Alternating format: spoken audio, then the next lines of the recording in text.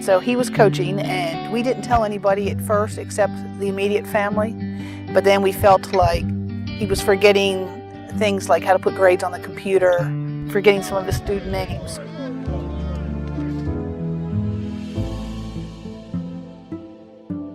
I was getting on the wrong bus that night, right after I found out I had Alzheimer's.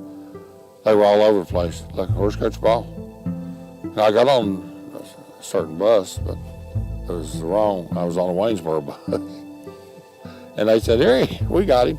And they were all patting me on the back. Some of them hugged me and stuff. It really made me feel good. About 7 years ago, and it was a situation with both my wife Linda and my son. They were talking, there was something that was happening that I didn't recall what it was, and I was way off base by it. And they both, my son and my wife, decided that there might be something wrong. Maybe we need to check on it. There are so many people who don't understand how devastating Alzheimer's can be. Unfortunately, a lot of people don't understand until someone they love is diagnosed. And there's so much you can do that can help either slow the progression once you're diagnosed with Alzheimer's. And I just think the more awareness people have about the disease, the more support we can get, and the better people will understand what they can do if someone they love is diagnosed.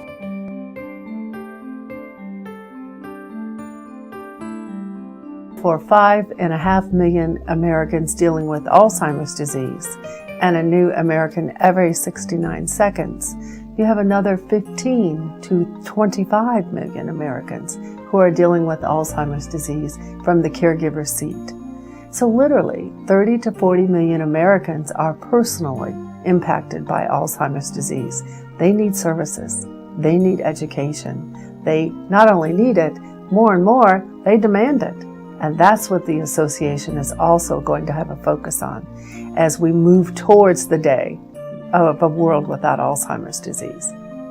It's okay to talk about Alzheimer's, that it's not something that's to be embarrassed about, focusing more research attention on the disease and hopefully finding a cure. Because that's not an embarrassment for me, and the fact that if people can listen to what I'm saying and even get just a smattering of it, and somehow it impacts them, then I feel like I've helped somewhere along the line. I was awakened at 3 o'clock in the morning with her standing outside my door with her pajamas on. She had walked from her house to my house, which is probably a little over half a mile in the dark.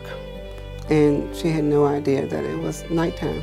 She didn't know that anything was wrong. On a cold February night, my mom wandered out of her apartment. She was out in the middle of the night for about 3 hours before someone let her into her home. At that point, I didn't know what to do. As I'm going through 1,000 ideas of what I've got to do, I called that 800 number, and I spoke to a licensed counselor for about 2 hours. The folks that are working with the Alzheimer's Association trying to create this cure are spending a great deal of time providing information as best they can, and it's helpful. People in their 30s, 40s, and 50s are getting Alzheimer's too. I have a 7-year-old boy and a 3-year-old daughter, and one of my greatest fears is not knowing who they are as they become adults.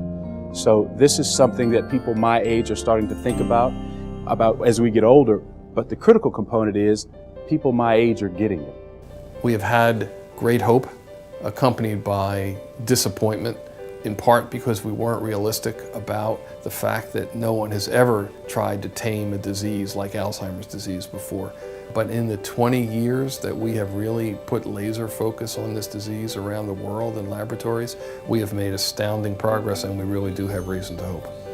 She had 9 beautiful children and 19 grandchildren that called her Pit Pat, and she died not knowing any of them, not knowing anything about her life, herself. She spent most of the time, the last few months of her life, with her eyes closed and crying crying for her mommy, crying angrily, not able to form words.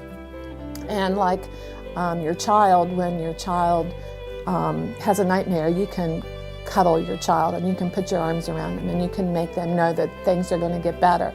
You can't do that with someone with Alzheimer's disease. She's my angel, you know, and she does take care of me. I mean, even this afternoon, I was at home, and I can't quite remember, but I went back to the senior center because she was there, because I couldn't remember something as simple as what was it? Oh, you were going to shave. I was going to shave. Oh yeah, I did. And I said there was something that I was supposed to do, and I could not remember what it was. And you know, she said, you were going to shave.